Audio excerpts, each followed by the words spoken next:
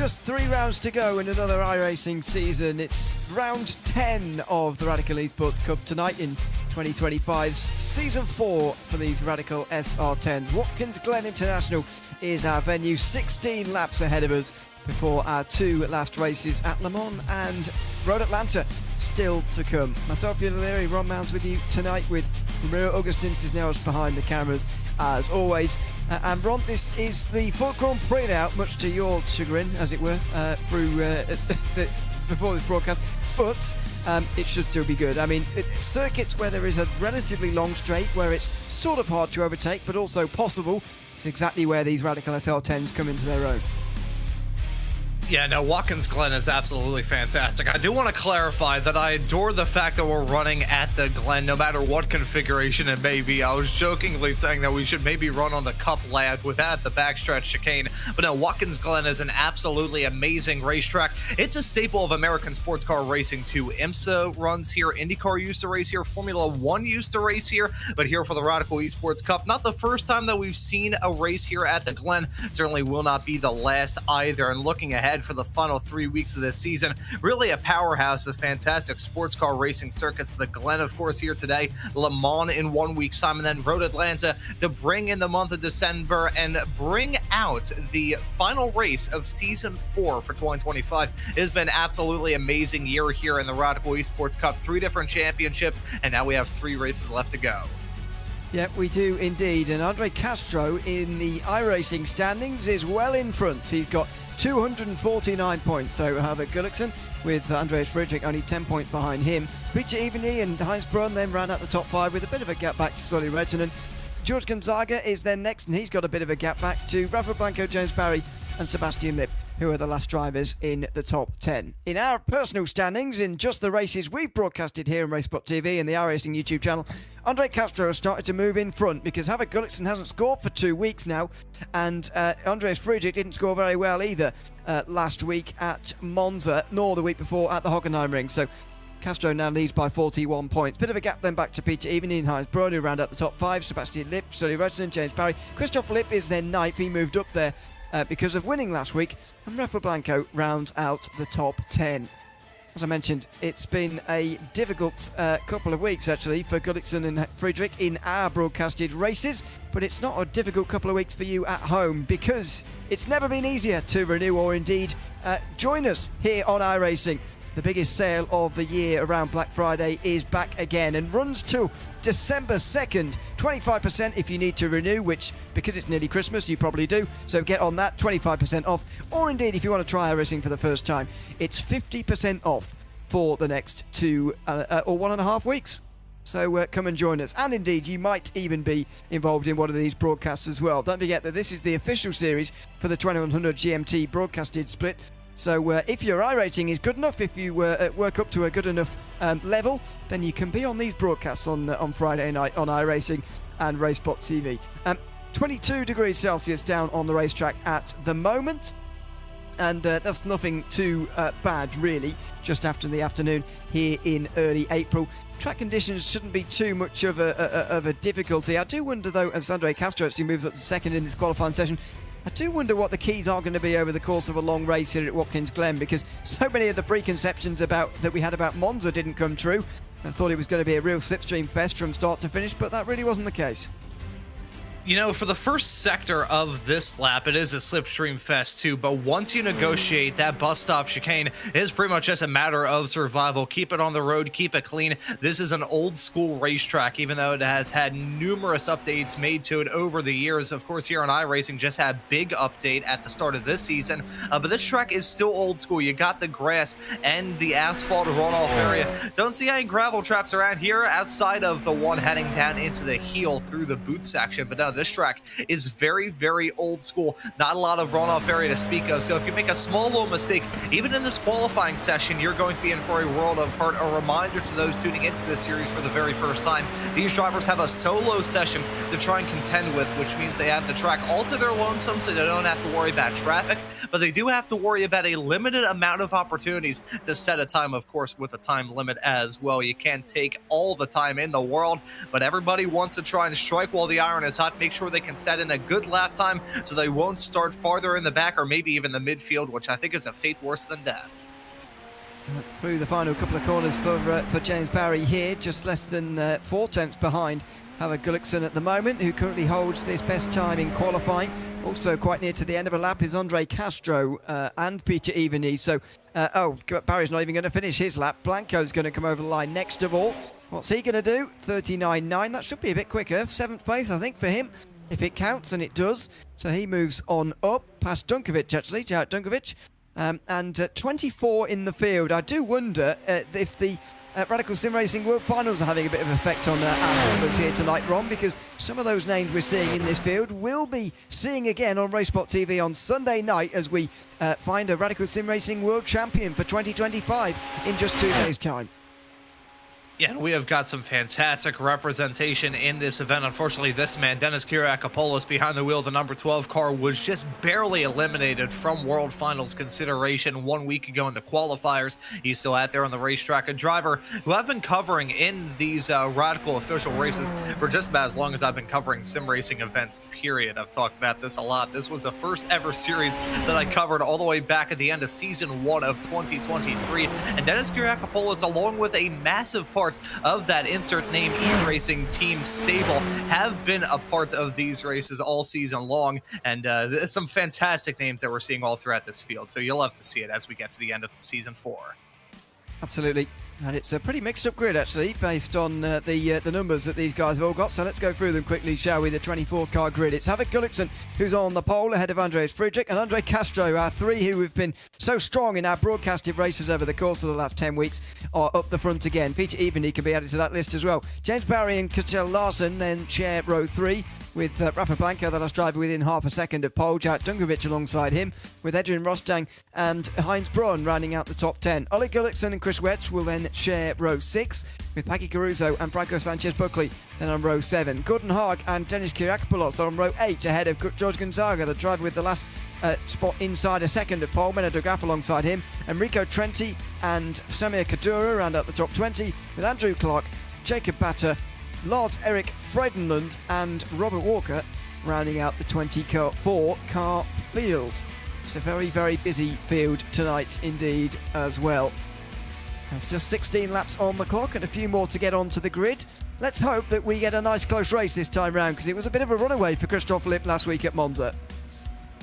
Yeah, incidentally enough, we've had 2 Lips win the past 2 races. Christoph Lipp won 1 week ago. Before then, it was Sebastian Lipp grabbing his first win of this season. Some absolutely fantastic names throughout this field, so I have a feeling it is going to be a very competitive one. Vard Gullickson has seen some success here at Watkins Glen before, so keep an eye on him starting up at the front to maybe impress here. But you've got some fantastic names up at the front who are probably going to put on one heck of a show.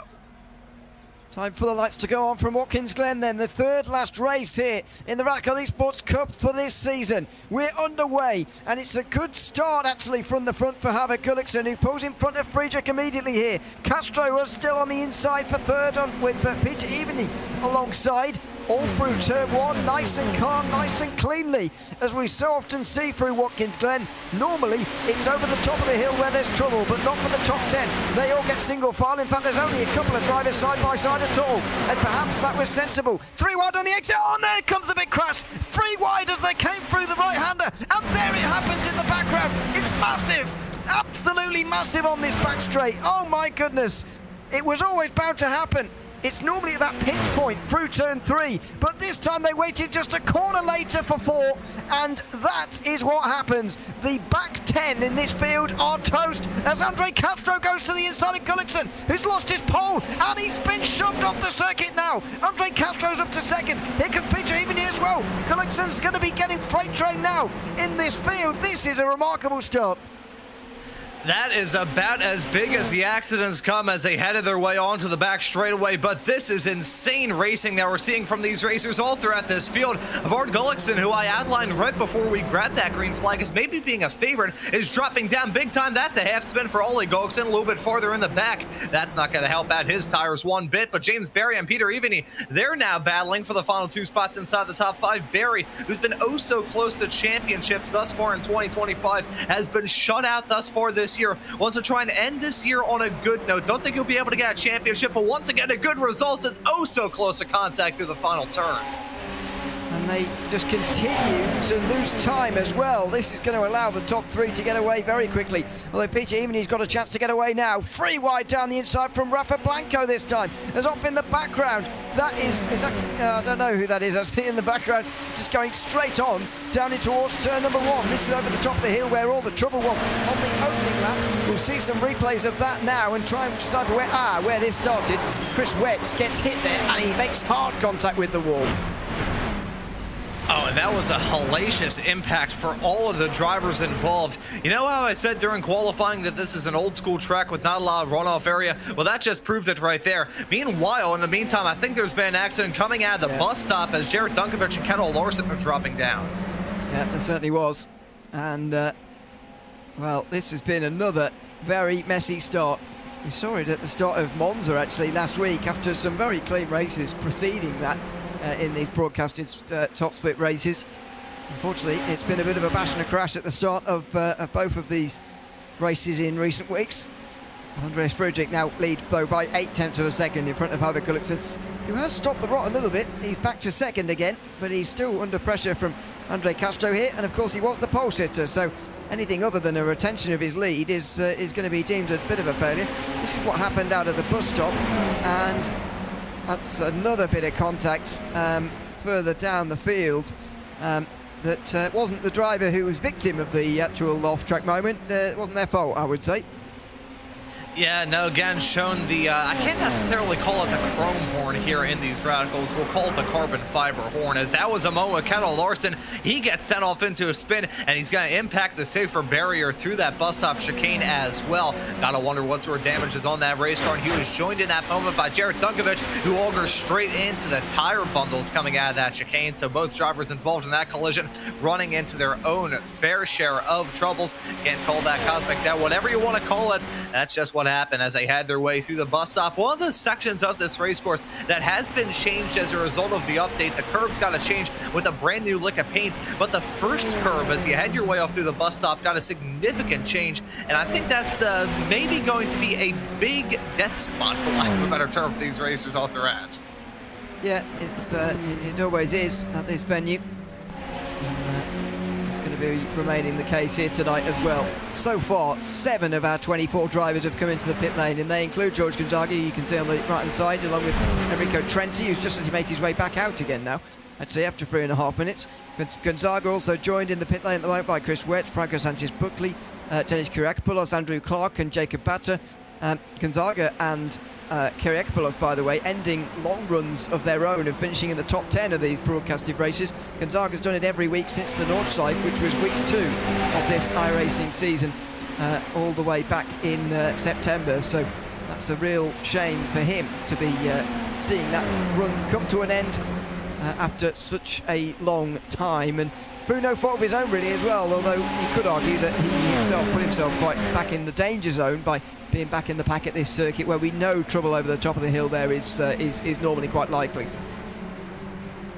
Yeah, I'm thinking back to the last time I did a broadcast here at Watkins Glen. It was only a matter of a few days ago. I was actually in the production truck during that. It was a Formula 3 race, and some drivers decided to go side by side off through the S's. And I can tell you with confidence it didn't work, as that was one of the biggest accidents I've seen in my entire broadcasting career. I think these racers know that. They know that going side by side through many parts of this racetrack is pretty much just inviting a quick visit with the Grim Reaper. Meanwhile, these two, Pavard Gullikson and Andre Castro, they know that, and they know how to catch up Andreas Friedrich. They're just barely in the draft of that number 3 car right in front. So as the top 3 are inverted with their car numbers, you can see those two were doing a little bit of bump drafting as they head their way down the back straightaway. Very hair racing when you try and do that in these SR10s that are not designed to do that, but it can work and work out very well. This is still on board with Castro here, who's wanting to get through on Gullikson, I think, because Friedrich is starting to steal a bit of a march here, and there goes Castro down the inside on Havik Gullikson, and he gets himself through quite nicely on the way towards the right-handed hairpin there. Turn 8, the heel of the boot, and James Barry, a corner later, actually gets past Peter Eveny as well. In the red and black in the background is Rafa Blanco. He's not far away from this group, but they are all distanced now by Andreas Friedrich, and that I think has got to be the main focus of this group now, to try and get him back again, because this should be a big battle for the race win, but then getting sidetracked for second here has allowed Friedrich to get clear. Yeah, that's what I was a little bit worried about. Those two doing the bump drafting was working fine, but even though you've got a very long and most certainly important flat-out blast to kick this lap off, through the rest of the turns, I think Havard Gullikson was losing out on a boatload of times. That may be the reason why Andre Castro was trying to force that issue a little bit. Now you look at James Barry and Peter Evany. Are they going to try and get a move done on Gullikson? They will. Look at these drivers pairing up, packing up and pairing up as they head their way in the bus stop. Barry going for the move. That's close to contact, and they keep it single file somehow. Very close, and just not this contact, but bouncing over the curves wrong on the inside there can send you off spinning to the right hand side as well. So we're got to be very, very careful of that. But James Barry somehow gets away with it here, and but nonetheless doesn't get the place from Gullikson, who suddenly in race pace is looking a lot weaker than what he did in qualifying. Barry made a move into turn 9 last lap. Will it be turn 8 this time, as he gets a very good run off the preceding corner here through the boot? He's going to have a go at the heel here. Nope, he's very close, but he isn't going to go for it. Or will it be turn 9 again, much like what it was earlier on in the day? Looks to the outside then. Is it going to be a dash to the inside? That's what he did to Evany, but he's not able to do it to Gullikson this time round. Yeah, I'm a little bit surprised that turn 9 is proving itself to be a good overtaking opportunity that many a racer have already tried to utilize thus far in this race. Maybe I'm a little bit biased though, because turn 9 haunts my nightmares more often than not. It's probably my least favorite turn around this racetrack. One of my least favorite turns on iRacing, period. It is so brutal, especially in these SR10s, but it has proved to be a good overtaking opportunity, and these racers may try and utilize that between now and the end of this race. Still a long way left to go in this 10th week of this season, as we ride on board with James Barry hitting the curbs and running his way up the hill. He's only one overtake away from jumping his way back onto a podium. It's been a while since we saw James Barry finish one of these races on the podium. This time though, he's going to try and go for a pass in the grass.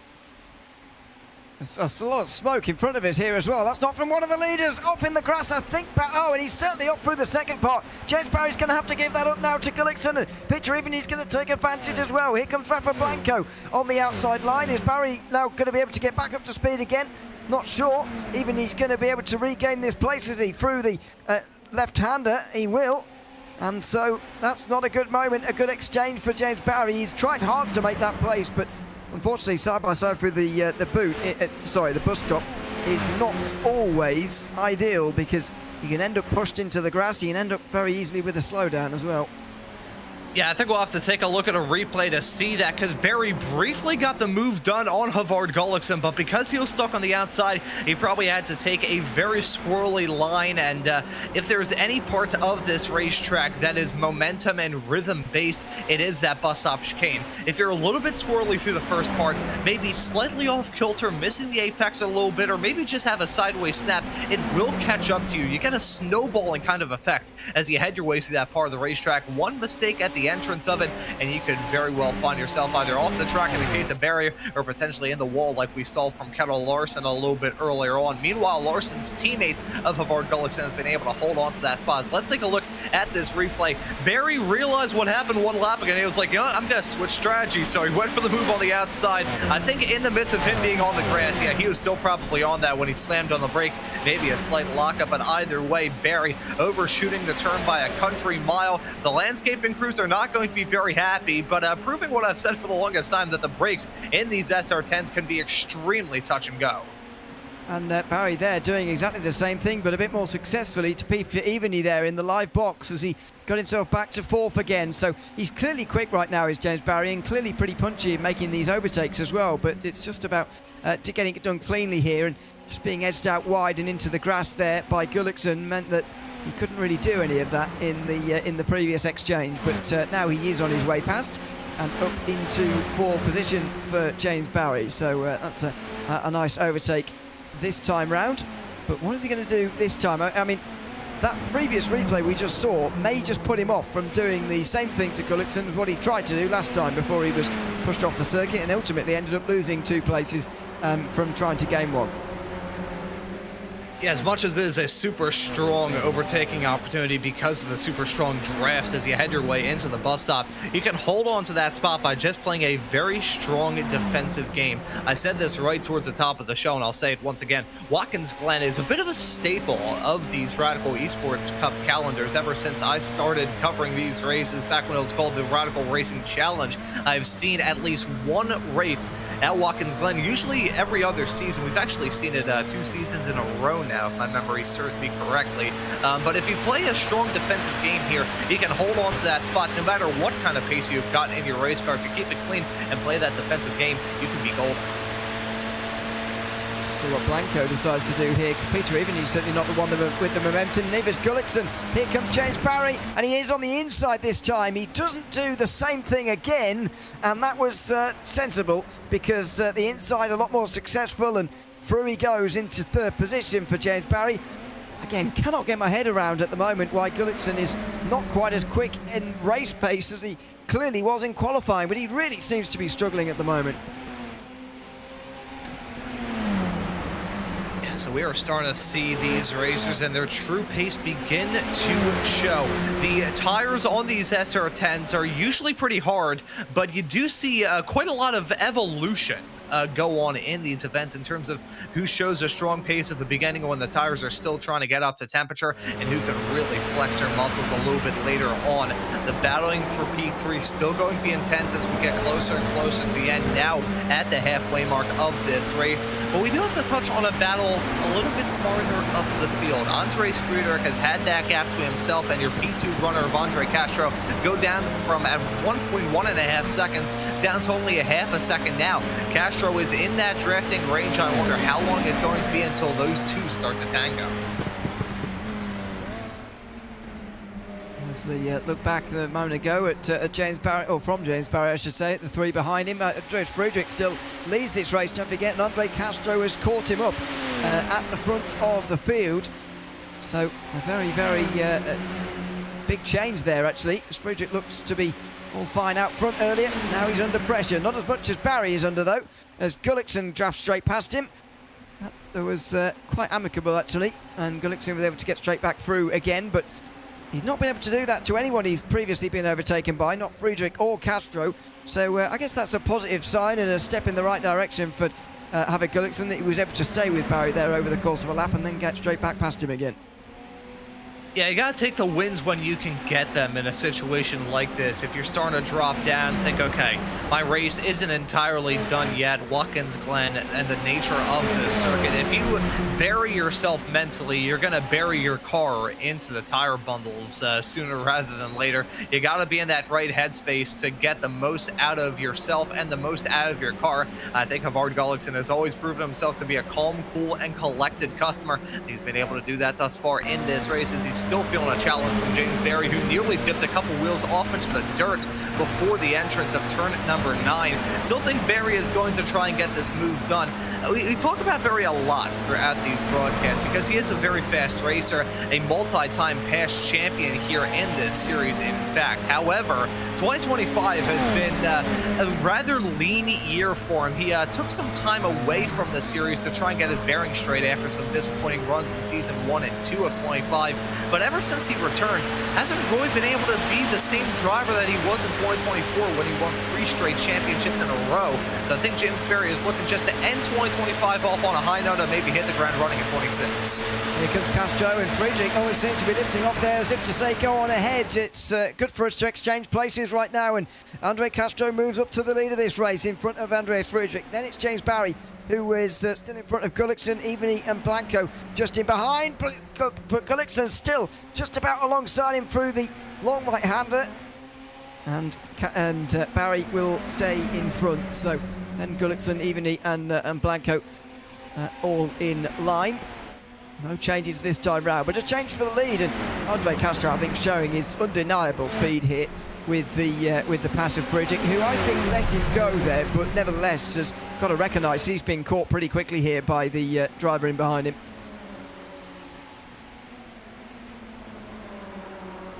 Now with 6 laps left to go, I think the attention for these racers is starting to shift to think about where they can position themselves for the very end. Whenever we run at a super draft heavy track, we have to consider the positioning of these racers. Think, okay, where do I want to be? Do I want to be at the front of a train? Probably not. Do I want to be in P2? That's a good spot. P3, maybe you can make something work, and especially if drivers run up to blows right in front of you. All the way at the back, though, in the case of Rafa Blanco running in 6th at the moment, the bottom car of this 4-car train. You don't want to be in a spot like that. So I think even with the racers in this battle that we got for the final podium spot, they will try and position themselves up very, very well. Getting to the end of the season, everybody wants to get a good result, and certainly the racers up in the front do, as Andres Friedrich may try and apply the pressure to Castro, much like how Castro did to Friedrich 1 lap ago. Here comes Gullikson again on Barry. Who is going to have to let him go this time. He battled him off last time on lap 10, but can't do the same this time. Peter Evany wants to get involved by looks of things as well, but it's quite difficult to get 2 through in one go before the bus stop chicane there, and so he's stuck in behind, and Rafa Blanco's continuing to just watch and wait, and that is the problem a little bit with these groups. Quite hard to overtake at Watkins Glen. And so, and of course, the side-by-side battling through the actual chicane itself is quite limited. So it does mean that it's really left to the front 2 in the group to exchange places, and the other 2 can't get involved. Yeah, so when it comes to these draft trains, you got to pick and choose exactly what cars are going to battle and when you decide to battle. You're not just going to see all these racers throw Rotten Tomatoes at each other, because you will get to the point sooner rather than later where everybody gets food poisoning, nobody wins, and they all have to take a trip off to the hospital. If we saw these drivers decide to go 3 and 4 wide in this race, we'd probably have to talk about another pile-up like we did on lap 1. Gap out front, by the way, is continuing to go over half a second, and Castro knows this is his chance to get Friedrich, who's flashing his lights at him. Not sure what that's trying to indicate at all, but Castro is looking very good at the front of this race at the moment, despite the fact he didn't qualify on pole and has run 3rd, actually, for a lot of the race early on. So he qualified, and now he is in the lead and looking very good in terms of race pace compared to someone like Gullikson, who's had the opposite happen here. And look at this, back from Gullikson. Oh, even he's trying to go the other way around. That would have been a spectacular move, but he doesn't make it 3 wide into the bus stop. It's only James Barry who's going to go through here, and Gullikson chops off the nose of Peter Evany there into the bus stop chicane. That was so close to a 3 wide moment, and well, Evany did well to back out, because in the end there wouldn't have been any space for him, but nevertheless it could have been a spectacular moment between those 3. You know, I was about 1 tap of the brakes away from summoning those drivers going 3 wide. It said only a matter of, what, like 30 seconds beforehand going 3 wide here. We'd probably have to talk about another heartbreaking collision. They nearly went 3 wide, hang down the back straightaway. If there's any part of this racetrack where you can make it 3 wide, it is there, but it's kind of in the same sense that you don't want to go ice fishing wearing a summer t-shirt and a pair of shorts. That's not going to work out, and flip-flops. That's just not going to work out quite well. You don't want to go 3 wide anywhere here at Watkins Glen, but I guess if there is a spot, it is there. But I would definitely be hesitant on trying to do that. I think Peter Evany knows that. So the last quarter of this race coming up, 4 laps to go. Still, we're in a waiting period. At least that was for Evany there, but just how long is that going to last here? Is he going to come back with a heavier attack this time round, and maybe more conviction as well, with Havok Gullikson now in 2nd in the group?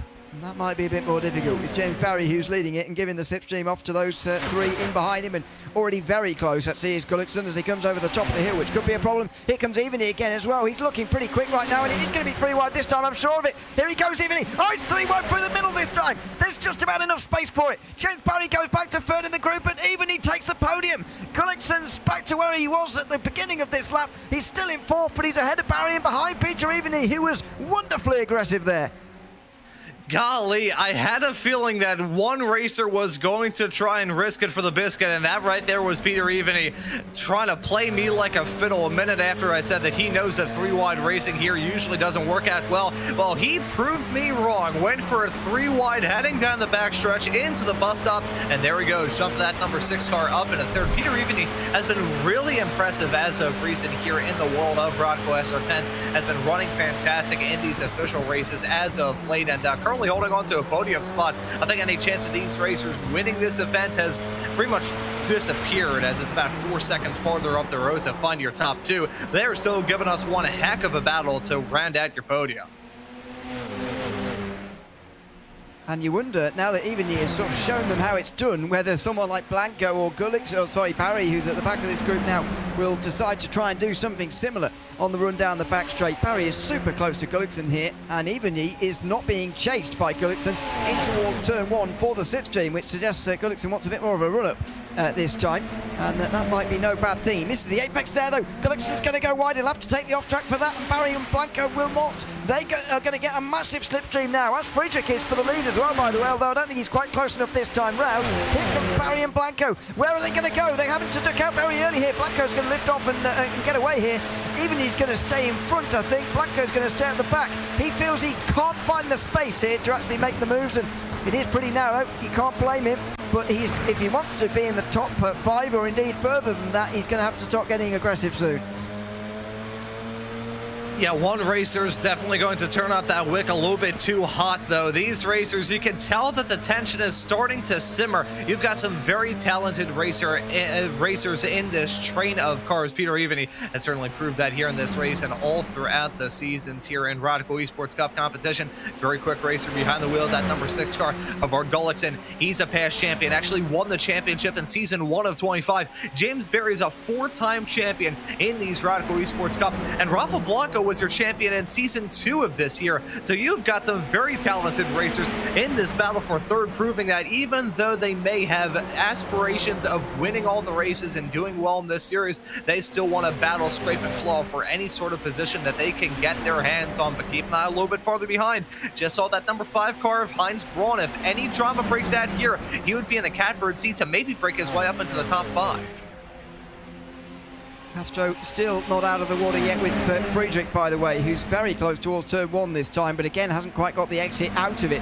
Wonder whether he's waiting at the moment for that group. That's the onboard down the bottom of the screen from Blanco's point of view here. He's not quite as close to Barry this time round, but that might not be a bad thing as he gets up over the top of the hill here.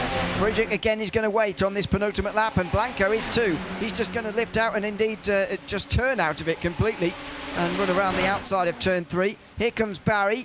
Is he getting past Gullickson or not? Side by side, this is going to allow Peter Evany away if they're not too careful here. Barry with a half-hearted move, which is possibly the worst thing you can do through the bus stop there. Yeah, that is not the way that you want to go about things as we get to the end. These racers know that time is running out, so they may get a little bit more desperate in terms of trying to find any way in the book to get past their rivals. This has been the battle that we've been keeping tabs on all throughout this race, and for good reason. These drivers have been duking it out ever since the drop of the green. It's been awesome to see from our perspective in the broadcast booth. Maybe a little bit unnerving for those drivers on the road. Peter Evany utilized that opportunity to try and drive off into the sunset, currently holding on to about a half a second gap to himself and the front end of our Gullickson, who still got to feel the pressure from Barry as he goes for the dive into 9. Well, he's sorely giving up a chance of a podium here by getting into the side, well, not into the side of Gullickson, but certainly alongside him through this through places where, well, it couldn't be done without. And Castro slowing down here on the front straight. He wants Friedrich past him. Look at the cat and mouse games going on here. And Friedrich bites. Friedrich doesn't want to wait in behind Castro any longer. Oh, and he goes off completely through turn 1. What is going on here between these two? They're playing a massive game of cat and mouse here. Castro goes back in front of him. They've lost a second and a half of their lead already. And Friedrich's going to have to come through on the last lap to take this win away from Andre Castro. Here he comes, outside line. The cat and mouse games haven't worked for the leader. Friedrich's still in front of him. He's got his nose ahead. Castro's still alongside, but no. Friedrich's in front, and he has the lead of this race with just a few corners to go before the finish. Yeah, what in the world happened to Andre Castro? Did he have a slowdown? That could have very well done it, but he is still battling as hard as he can. I thought he was going to go for it, hang down to the carousel. It looked like he was going to try and go for it as they head their way down into the boot. But Andre Castro still within striking distance, but he's running out of time. If it's not a move into the next 2 turns, it's going to be a move that never happens, and Andres Friedrich may be able to snap a victory from the jaws of defeat. There's chances in this final sector, and Castro's making a chance there down the inside almost. That was a look at turn 8. Turn 9 is a more difficult one, and he's nowhere near as close this time either. You'd have to watch out at the final turn as well if you're Friedrich here, but I don't think Castro's close enough. Oh, he's nearly spun it out. Oh my word, he nearly spun out completely here. And Peter Evans going to be close to taking over. That's second place now. He's got the momentum through the penultimate corner. He might have a dive at the final turn. No, he won't quite. Andres Friedrich is going to win for the first time in one of our broadcasted races in this season of the Radical Esports Cup. And Castro will just get home in second. What a last lap that was. And Friedrich, in the end, he doesn't play Castro's game. He beats him at his own game. And he wins this 10th round of the season. Wow, wow, wow. I don't think we were expecting the last lap to go like that. I don't think Andre Castro was expecting the last lap to go like that either. I'm going to have to take a look back to see whether or not he picked up a slowdown, because if he just decided to do that on pure idea alone to let him pass, that was not the brightest idea in the world, and it clearly backfired as he finishes in second. But I have a feeling there may have been a slowdown at hand that caused Andre Castro to lose out on the race lead to begin with. But what a finish. What a race here at the Glen. I knew it was going to be a barn burner, and that it most certainly was. I got to say, I'm absolutely convinced that was cat and mouse games going on between those two. I don't think there was a slowdown or anything going on there. I think that was absolute games going on between the two of them. And I thoroughly enjoyed it. I got to say, Castro very nearly loses second. He was pushing really hard out of turn 9 to get that, and just beats Evany home. Look at that gap between those two, just over 0.2 of a second in the end. But that was a great finish between those two. Absolutely fantastic. As I say, the first time we've broadcasted a race in which Friedrich has won this season, and he wins it by 2.2 seconds ahead of Andre Castro, with Peter Evany on the last lap in third. James Barry got ahead of Gullikson in the end, but not many changes I see in that group. Gullikson fifth with Blanco sixth. Heisbron was very much on his own in seventh place for a while there, with Paki Kuruzo, Jarek Dunkovic and Ole Gullikson rounding out the top 10. Also on the lead lap at the finish there were Gordon Haag, Samir Kadura, Adrian Rostang, Lars-Erik Frydenlund, Ketil Larsen and Menno de Graaf. Robert Walker got back out one lap down. Enrico Trenti got out 2 laps down. George Gonzaga and Chris Wetz also got out there towards the end as well for some points. Same for Andrew Clark, but Dennis Kyriakopoulos, Franco Sanchez-Buckley and Jacob Batter were out of the race very early. Let's have a chat then to our race winner tonight, shall we? From Watkins Glen, Andres Friedrich, who joins us now. Andres, welcome in. Good to have you with us, and congratulations on winning tonight again. What were you thinking on that last lap there? And first of all, was it sort of games being played between yourself and Andre Castro there that was sort of making you slow down? It seemed that neither of you really wanted to lead going on to the last lap. Hello. Yeah, I'm playing a bit on the last lap. I hoped I started straight behind him, and yeah, we slowed down on the main straight, and yeah, but it works. Maybe there was some slowdown in the T1, but I don't know how wide you can go, and yeah, it works. It did work in the end. I mean, was the race up until that point sort of always building towards that? Because you had been leading by over a second and then were caught by Andre Castro. Was it at that point when Castro took the lead you realised that this is going to have to wait to the last lap and you have to enter the straight second? Yeah, I do this. He was a bit faster than me, and yeah, I still waited for the last lap and hope it works. And yeah, it works. Well, congratulations on getting past Castro at the end there and winning here tonight. And thanks for coming to chat to us as well at the end of the race. Yeah, thank you. Thanks very much. Andreas Friedrich there, winner tonight from Watkins Glen. Hopefully Andre Castro will join us in a second as well. But as far as our RaceSpotTV standings go, by the way, that means that Friedrich's only 39 points behind Castro and still is alive in our little championship we've got going on. Le Mans is next week, of course, but with Gullikson's result, he would be out of the game now. None of that really matters. I mean, the last lap was just fantastic between Castro and Friedrich there, Ron. As I say, it was all games. I suspected it would be because the slipstream's so powerful on the back straight, as we'd seen in that group of 4 behind. And so neither of them wanted to be the leader and the one being overtaken on the last lap. Yeah, it was a little bit of a game of drafting chicken as they got that white flag, but what a brilliant finish here at the Glen. We always expect drama when we head to this racetrack, the draft being so strong, the track being so challenging, and we got one of the best races thus far this season here today. Heard a little bit of beef going down as well. Andre Castro not very happy with the iRacing slowdown system, not because of anything that may have happened to him, but because of the fact that Andres Friedrich didn't pick up a slowdown as a result of what happened down to turn number 1 using the NASCAR line. But man, what a race here at the Glen, and Le Mans next time out, that's going to be a barn burner too.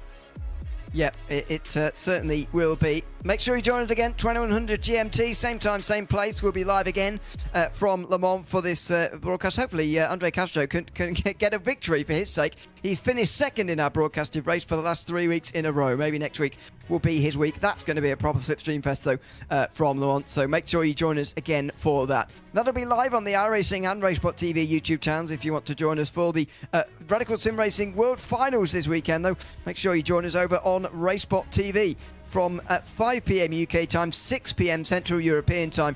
That's about midday Eastern time over in America. We'll be live with the Radical Sim Racing World Finals for the AMs and the Pros. 2 races to settle it. 4 races overall. It's going to be a long and enjoyable night of racing. So I hope to see you then. 2 of the races rather will be happening at this very venue. So I hope that you'll come and join us. I've been Neil O'Leary alongside Ron Mounds with Roberto Augustin Cisneros behind the cameras of this broadcast here tonight. We'll all be back for the official series in 1 week's time from Le Mans. Same time, same place. Hope to see you then. From all of us for now, it's goodbye.